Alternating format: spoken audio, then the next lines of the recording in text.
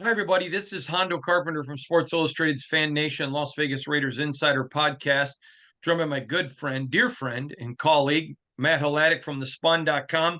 Matt, I got to tell you, we got a lot of serious football stuff to talk about, but I got about 60 emails from people that you must have been going crazy because Travis Kelce from the Chiefs has a new girlfriend. I think they're called, Swifty's her name. She used to be a country star. I knew her as a country star. And I guess now she's blown up and she's much bigger than country.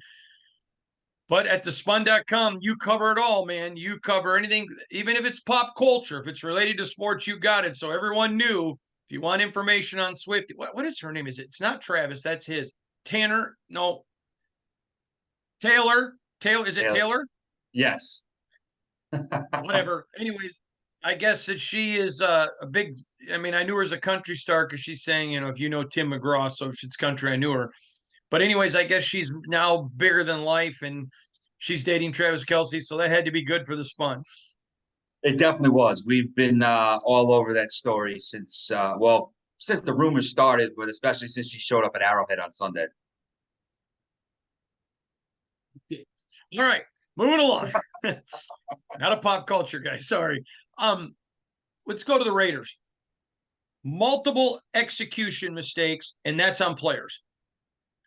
But to me, Josh McDaniels, 20 games in now, you can get an absolute good feel for a coach 20 games in. And as you know, I'm not a fan.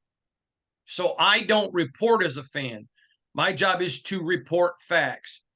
And as facts arise, I report them. But now you're 20 games in, proof of the pudding's in the eating, as my grandmother liked to say. And you got 6 minutes left in the game. You're down 16. You huddle, which makes no sense. Then they're walking to the line of scrimmage. You're in the red zone. Then they score. You get the ball back. You go down. You're at the 12. You don't go for it. You've got the third highest paid offense in the NFL. Your hand-picked quarterback, the best wide receiver in the game in Devontae Adams. You've got Josh Jacobs, who's the returning NFL rushing star. And whether he admits it or not, and he was asked after the game, he said, oh, no, that's not the case. He had no confidence in his offense to get it, so he kicks the field goal. Then you go down there, and oh, by the way, excuse me, they score the touchdown. Then you go down, just over 2 minutes left. You're down 8. And he did trust his offense on the first drive I mentioned, excuse me, because they scored. Then you go down with 2 minutes left. He clearly doesn't trust his offense because he kicks the field goal. So I got that mixed up because the second drive, they're at the 12. They were in the red zone about to score, and they did, but they were walking to the line of scrimmage. Excuse me, in that second to last drive. And that first driver, they scored to cut it to 8. Mm-hmm. Then 2 minutes left. You're hurrying, but you kick a field goal because clearly you don't have confidence in your offense. Now, my colleague and friend, Vic Taffer from The Athletic, asked him about it before I could. Oh, that's not the case. It is the case. It's the reality of the case. You kick a field goal. Now, since the NFL went to the 2-point conversion in 1994, and this is not a Hondo stat, I was given it by somebody, and I apologize. I should be able to credit the right person. So I take full blame for whoever it was that sent this to me because I'm not crediting them, but it wasn't me. No team over 500 times down with 2 minutes left in the game by 8 kicked the field goal till Josh McDaniels. Then you run out of time and the game's over. To me, kicking the field goal was a huge blunder. If you're going to kick a field goal and you don't take your points off the board earlier, you show no confidence in your offense. And I'm sorry. I like Josh McDaniels. He's a good guy. He's done a lot in the game of football, tons of Super Bowl rings. I think he knows the game. But I'm sorry. 20 games in, your game of your regime can't be your 20th. You can't be your 20th. Anywhere in the first 16 because you got to get in your guys. But not your 20th. It was a colossal bungle. And listen, my job's not to be a fan. So when the fans are outraged at stuff that I think there is a legitimate answer to, I can't share the outrage. I'm sorry. It's inexcusable. There was no excuse for that. The coaching was horrible. Doesn't mean I think he's a horrible man. I don't think you throw the towel in after 3 games. I'm not saying that. I'm not saying fire Josh McDaniels. I am saying he got to get better quick. Now, tomorrow I have an exclusive article coming on the state of the silver and black. And Josh McDaniels has a lot bigger issues than the Chargers this weekend. I'm going to talk about that in tomorrow's article. I'm not going to get into it with you. But where am I wrong, or do you agree? What a coaching blunder. No, I think well, first of all, before we even get into the end game situation, I think one of a major issue now you've seen crop up 2 games in a row is a fast start. In Buffalo, it was the first drive of the game, right down the field, 5 plays, 75-yard touchdown. I wasn't the first drive they scored on the other day, but they scored in the first quarter, so they go up 7-0. And then they didn't score until there was 5 or 6 minutes left in the game. So you went basically midway through the first or so to midway through the fourth. So you went 3 full quarters of not doing anything offensively. Jimmy Garoppolo, if that's your handpicked quarterback, and listen, it's not that Jimmy's a bad quarterback, but Jimmy is not going to be a guy running around making plays off script like a Patrick Mahomes, like a Josh Allen, like a Lamar Jackson, like a Justin Herbert. You need him to execute and play within the game plan. That's why he was effective in San Francisco. He can't do what he did. I mean, especially the last interception was a desperation thing on the final drive, whatever. But the first 2, especially that second one where he's pointing at the receiver to go downfield and look for the ball, and then he lobs just a gift to Patrick Peterson along the sideline interception. That can't happen. Now you get to your fourth quarter execution and strategy. If there were 4.5 minutes left and you've got some timeouts and you have the 2-minute warning down the line, I think I can understand kicking the field goal there. Now, I still think you might have been better off going for the touchdown even then, because how many times are you going to get back into the red zone with the way your offense has been playing, even though you had just scored? But with 4.5 minutes left, I could get behind the field. I can understand it. But with 2.5 minutes left, your margin for error is that. You need to make the field goal and get an immediate stop. And if you can't do that and get the ball right back in an advantageous position to score, which they didn't do, you're screwed. So I think in that situation, you have to trust your offense.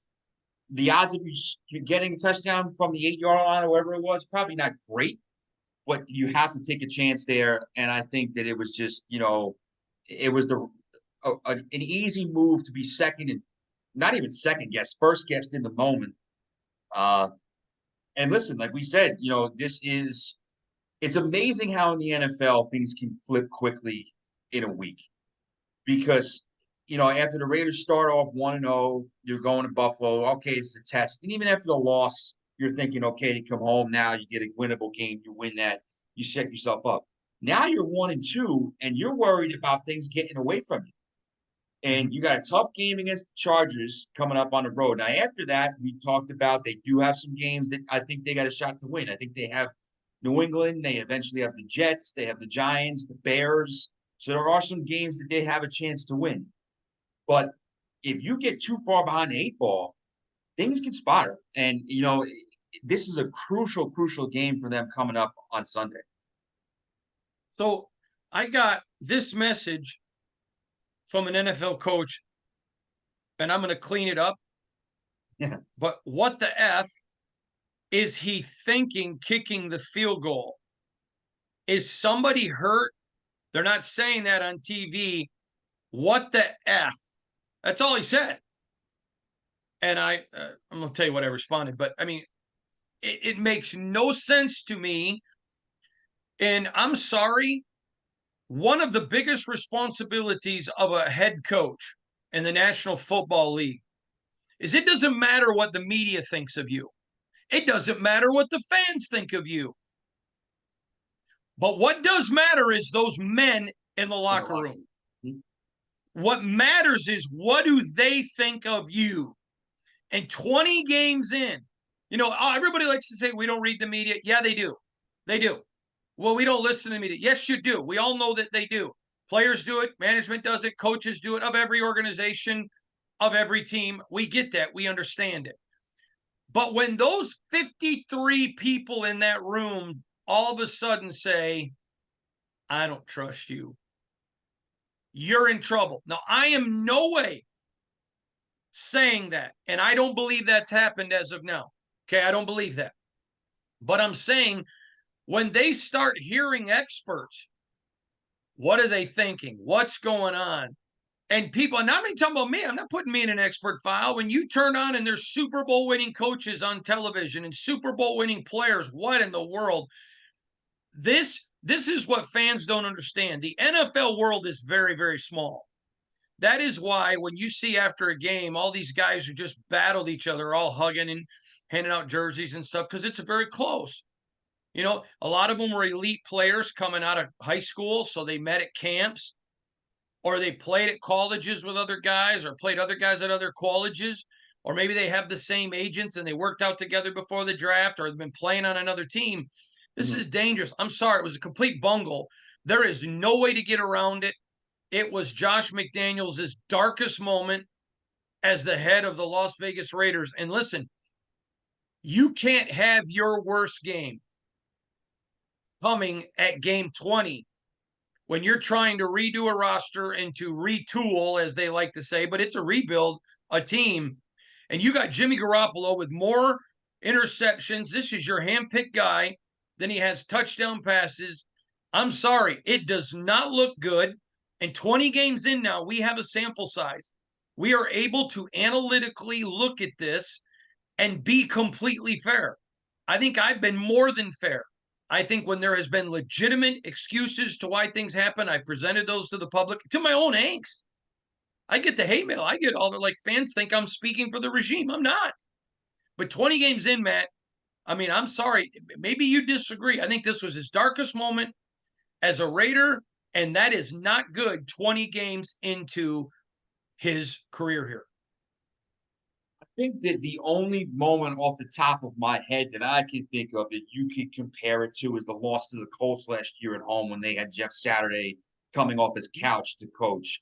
And at that point, the Raiders were not out of playoff contention yet. But at the same time, like you said, that's year one. And even though year one was a disappointment, it's still, there's always a little bit of a grace period that a coach gets in his first season with the team. Now, and again, we talked about this.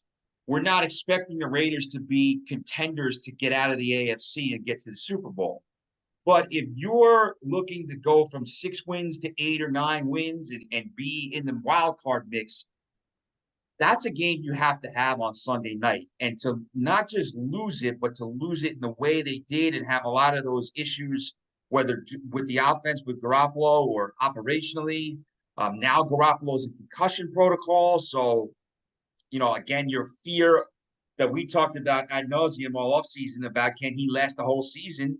He's in concussion protocol after 3 weeks. So, it's and again, listen, things can flip on ahead quickly in the NFL. Just as quickly as it's looking dire, they could win against the Chargers this weekend, and everything can be looking up again. But it Absolutely.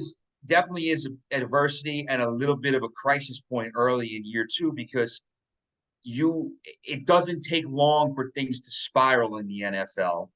And I can listen, it's un it's unfair for me to criticize Josh McDaniels when I'm not in one sense when I'm not there every day seeing what you're seeing and seeing how he handles things and knowing his approach with the team and knowing him personally. But what I can say that's fair is what the perception of him is nationally among analysts and pundits and everything and fans because that's well documented. And it's a guy who flamed out in Denver, the situation where he reneged on taking the job in Indianapolis, and now you're looking at him struggling so far with the Raiders, people don't believe that he can get the job done. And I'm not saying he can't, but he needs to start showing that he can get the job done, especially after Sunday.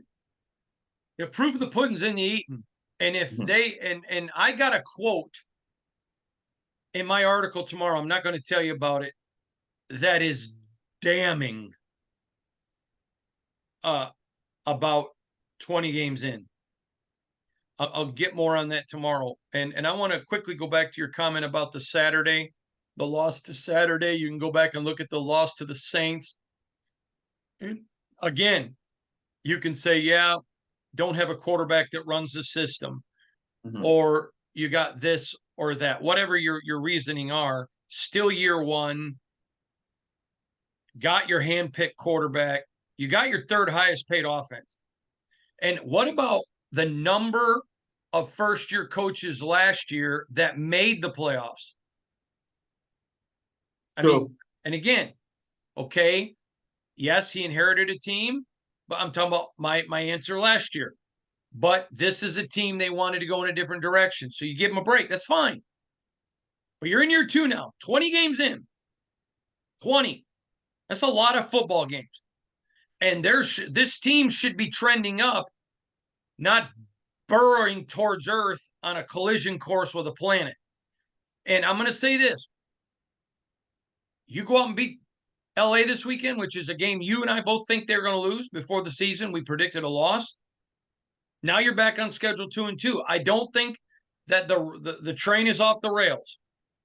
But what I am saying is I am now from Missouri, the rest of the Josh McDaniels regime.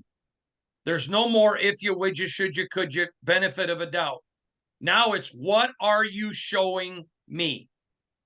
What are you doing? That's the only thing I care about. I am now officially a member of the show me state. You're going to have to show me, because after 20 games, I see what I see. I know what I was told. Well, this, and it. Okay. But now this, and this have been addressed, and it's your worst game? Sorry. At some point, I mean, you know me, Matt. I live in Realville. You look at my driver's license. Where do you live? What's your place of residence? Realville. And so I can, with a straight face, go to fans and defend things if I believe there is things to defend. But just like the people who are fans, who then you lose credibility, though, when you see what you just saw in game 20 and you're not as equally as fair. I mean, the fairness is it was a blunder. I have not seen anything that ugly since the last time I showered with the lights on. It was disgusting. I mean, I'm sorry, there was nothing pretty about it. Nothing. I mean, you saw highly paid veterans, stupid mistakes. And you know, Nick Saban, a lot of people hate Nick. I don't. He said this to me once, and I've heard him say it to other people. If you're allowing it, you're coaching it. And there's a lot being allowed. That means that sits on Josh McDaniels' lap. He's coaching. All right, let's go to another one. I asked him this after the game. I said, you and Dave Ziegler paid millions of dollars. You gave a huge extension to Hunter Renfrow. You're 4 games in. 3. What is it? 3. Yeah. 3 games in. 3 games in. You're 3 games in. And Hunter Renfrow is nowhere. He's got 3 catches. He's wide open. You're doing a quick throw, quick strike offense, which I love, by the way, so I don't mind the scheme. And you can't use one of the best in the league for getting separation, and you paid him. I mean, this is not, well, you know, Mike Mayock and John Gruden did this. No, you did this. You paid him. You sunk millions of Mark Davis's money into this guy. You paid him. You believed in him. And you can't get him the ball? I asked the coach, and this I don't mind telling you this because it didn't make my article. I asked the coach, I said, what do you do in that situation? He says, you walk over to the guy you paid millions of dollars to as your quarterback, put a boot in his ass, and tell him, what are you doing? I mean, by the way, the guy who isn't doing what you want done is another guy you paid millions of dollars of Mark Davis's money. I'm sorry. You know me, Matt. I get a lot of heat when people were saying you're carrying water for the regime. No, I'm not. I was being fair. There's nothing here that isn't fair. Your thoughts on I mean, Hunter Renfrow has disappeared. He's on a milk carton. But the problem is he's standing in your living room. The issue there is like we talked about all offseason, you expected them to probably trade him. And listen, if they were able to trade him, then you could say, all right, well, you extended him and traded him. That's weird, but it happens, and you were able to at least get some type of compensation back. But now you have him, and you're paying him, and you're not utilizing him.